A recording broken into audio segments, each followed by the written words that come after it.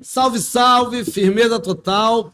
Estamos aqui em Brasília, diretamente da Expo Favela 2025. Sou Anderson Quack, carioca da Cidade de Deus, diretor artístico da Expo, e vou bater um papo aqui saudável com o Dr. Osei Aquamoa. É isso, pega a visão, Dr. Osei Aquamoa, mais conhecido também como urologista do Anderson Quack. Abrir aqui o jogo com vocês e a gente vai falar sobre o Novembro Azul. Salve, doutor Osei. Muito querido, cara. Muito querido. Obrigado pelas portas. Obrigado por abrir o caminho. Obrigado por pavimentar o caminho. Então, eu estou muito feliz de estar aqui, Anderson. Muito feliz de estar aqui contigo, por você e por você em todos os sentidos, todas as preposições possíveis, porque isso aqui só é realidade hoje, irmão, por você. Muito obrigado, tá? Gratidão, mestre. Esse papo do Novembro Azul, ele surge, para mim, vamos dizer assim, em 2004, 2005, mais ou menos, eu fui convidado a fazer uma homenagem ao Celso Ataíde, fundador da CUFA, lá no Rio de Janeiro, na Câmara Municipal. Ele foi receber a medalha Pedro Ernesto. Falou, Quack, monta uma peça de teatro para homenagear o Celso. E eu falei, caraca, como é que homenageia Celso Ataíde? Fui ler o livro Falcão, Meninos do Tráfico. Tínhamos acabado de fazer o filme, eu sou produtor do filme. Aí lá o Celso conta ele indo fazer o exame da próstata. E eu montei esse espetáculo, o Cacá Diegues, saudoso, nos deixou recentemente, batizou de O Alto da Próstata, essa peça que eu montei inicialmente como Mitos, que é o título que o Celso dá no texto. E hoje a gente tem cada vez mais... Aí faz sentido o que o Celso colocou no título como mito, né? Quebrado esses mitos, esses preconceitos em torno da urologia. Eu acho que a gente podia começar por aí e depois a gente conclui falando do Novembro Azul. Perfeito. Você sabe, Anderson, assim, eu gosto muito dessa época do ano, é importante, e essa coloração que a gente vai fazendo, Outubro Rosa, Novembro Azul, Setembro Amarelo, é tudo muito importante. Mas o mês de novembro, particularmente, que a gente reserva como Novembro Azul, é um mês muito importante para a consciência da saúde masculina. E eu gosto de falar isso, porque a gente sempre está conversando muito sobre próstata e tudo, mas, na verdade, esse movimento de saúde masculina tem que ser um movimento de todas as etapas da vida, né? Eu gosto sempre de trazer isso, que é um dado muito impactante, né? Mas a gente tem uma expectativa de vida menor que as mulheres. E, além de tudo que atravessa a gente, especialmente a gente da raça negra, mas tem um impacto relacionado ao movimento de cuidado com a saúde de forma preventiva. Essa falta de cuidado com a saúde de forma preventiva, que não ocorre só em novembro, tem que ocorrer ao longo do ano, a vida inteira, de todo o ano, impacta em a gente ter 7 a 10 anos a menos de expectativa de vida, né? Então, é uma chamada, é um mês importante para trazer não só o homem que tem próstata, mas para trazer todos os homens que prezam em cuidar da saúde masculina. Então, a saúde do homem é importante para a gente ao longo do ano todo, óbvio, mas em novembro a gente faz aquele reforço positivo. Não, e é muito legal se pensar, ouvindo aqui o doutor Osei, que o Novembro Azul é também o Novembro Negro, que é o Dia da Consciência Negra, 20 de novembro, que a gente sauda Zumbi dos Palmares, e também a próstata também tem uma incidência muito maior na população negra. Se eu estiver falando algo de errado, você me corrige, por favor. Está corretíssimo. Você sabe, Anderson, o câncer de próstata, falando especificadamente dessa doença, é uma doença que possui 3 grandes fatores de risco. Os 3 grandes fatores de risco para o câncer de próstata é a raça negra, a obesidade e a história familiar. Então, eu sempre gosto de falar muito isso. O câncer de próstata não é aquela doença que você vai ter um grande impacto, por exemplo, com alguma coisa que você come, com alguma coisa que você bebe, entendendo que a obesidade é um fator de risco, mas diretamente não está relacionada a nenhuma comida, nenhuma bebida, nenhuma coisa que você faça da vida, propriamente dita. Então, quando a gente coloca o paciente, a pessoa da raça negra, tendo um fator de risco, isso a gente já está falando muito sobre essa doença específica, né? Quando a gente coloca o fator raça como um fator, como um marcador relacionado a essa doença. Outro dado que talvez é o mais chocante, triste e impactante. quando se tem um diagnóstico de câncer de próstata, na raça negra esse diagnóstico é feito de uma forma de um câncer mais avançado. O resumo da ópera, Anderson, a gente tem 2 a 3 mais vezes chances de ter câncer de próstata quando se é negro, e quando se tem a doença pode ser mais grave. Esse é um reforço negativo, mas trazendo para a positividade de entender que a gente precisa pensar sobre isso, a gente precisa conversar sobre isso e a gente precisa romper os paradigmas relacionados ao diagnóstico dessa doença. Doutor, a gente está caminhando já para o final, nosso papo é um papo curto, mas eu estou vendo que ele está sendo um papo também muito de utilidade pública, né?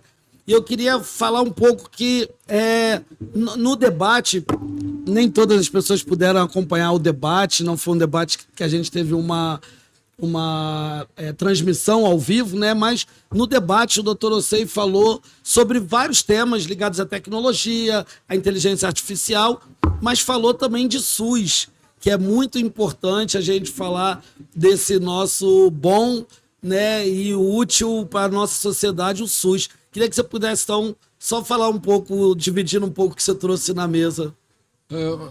Puxando muita sardinha para o meu lado.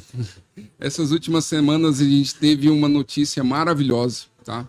O Conselho Nacional de Aquisição de Novas Tecnologias do SUS, do Ministério da Saúde, acabou de fazer uma aprovação da aquisição ou processo para poder fazer o estudo da viabilidade da cirurgia robótica no SUS. Isso é um ganho diretíssimo para a gente da urologia.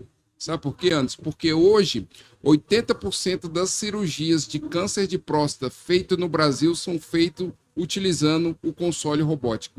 Esse console robótico hoje só está presente em 7 hospitais no SUS, no Brasil inteiro. Ou seja, para o tamanho do nosso território, isso é ínfimo, é muito pouco, né? No Brasil, a gente tem em torno de 160 plataformas, só 7 estão em hospitais relacionados ou do SUS, né?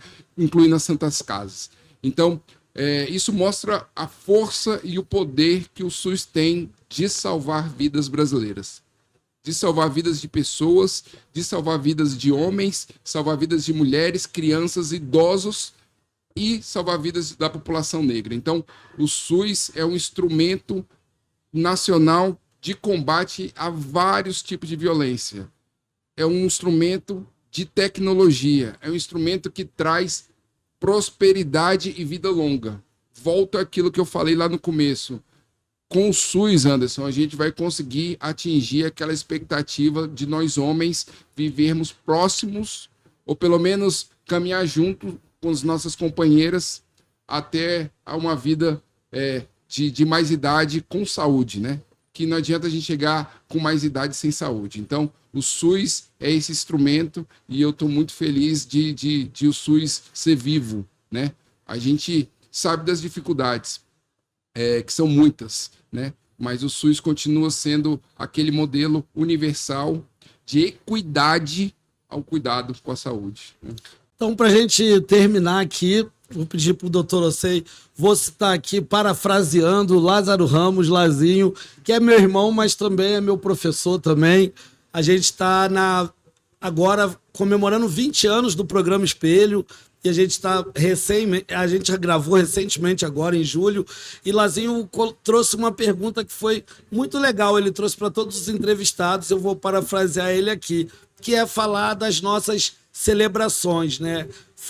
Quero dizer que foi muito bom te ouvir hoje aqui no debate falando sobre ser CEO de empresas, sobre ocupar os corredores dos hospitais enquanto um homem negro, e inclusive Júlia, minha esposa, elogiou sua elegância, falou, nossa, doutora, você é muito elegante, eu também tenho que reconhecer isso. Então eu queria esse espaço... Somos, tá, Júlia? Somos. Queria aproveitar esse espaço, então, para a gente terminar aqui se celebrando, né? Já sabe da minha admiração por você. Queria que você celebrasse, então, as suas conquistas, como é que você está acompanhando toda essa sua jornada. Você sabe, Anderson, assim, vou repetir o que eu falei lá no começo. Eu tô com você, por você, sempre, irmão, sempre, né? E a caminhada é assim, junto. Você sabe, Anderson, Júlia, às vezes eu passo um bom tempo sem falar com o Anderson. E a minha celebração é ver essa risada dele sempre, sabe? E uma coisa que a gente sabe, né, Anderson? Mas nossas conquistas, elas não são individuais, são sempre coletivas, né, Anderson? Então, assim, quando a gente tem o elogio do irmão, um cumprimento do irmão, de uma irmã, tem um peso muito diferente, né? Eu chegar até aqui, eu não cheguei sozinho, Anderson. Eu cheguei porque eu tive uma mãe, porque eu tive um pai presente. Então, eu tive irmãos presentes, irmãos que souberam me erguer quando eu estava na pior. E irmãos como você, que me erguem quando eu estou temporariamente na melhor, né? Então, assim, minha grande luz do meu caminho é receber elogios do irmão como você, tão experimentado, tão vivido, com tantas vivências, que tem contato com tantas pessoas, e olhar para os meus filhos e saber que o caminho deles vai ser difícil como o nosso, Anderson, mas vai ser um caminho de pessoas que vão ter informação, como a gente falou ali na nossa mesa redonda, de pessoas que vão ter a possibilidade de conviver comigo, com você, de saber quem é você. Então, eu acho que as crianças nossas, especialmente nossas crianças mais novas, precisam saber quem são as pessoas, né? A gente falou muito de tecnologia, que envolve estar com alguma coisa na mão, instrumentar, datilografar alguma coisa, mas estar com alguém, de fato, é o que renova, é o que fortifica. Então, essa humanidade a gente nunca vai perder. Obrigado por ser humano comigo, viu? Esse foi o papo aqui na Expo Favela 2025. Dr. Ocê e Anderson Quack. Acompanha. Pode disseminar esse papo aí sem moderação. Tamo junto. Gratidão, mestre. Valeu.